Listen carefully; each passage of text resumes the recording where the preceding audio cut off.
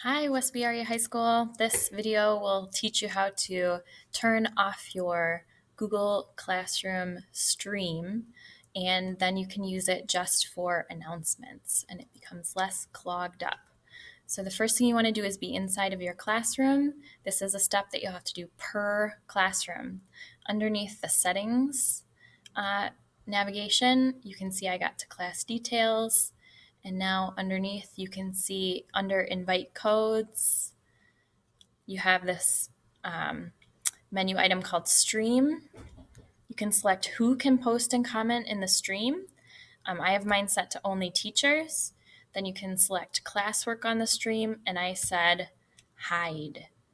This will keep your stream clean.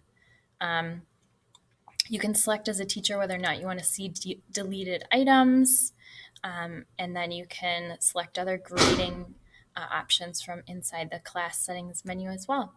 If you have any questions, feel free to email me or stop by my room. Thanks.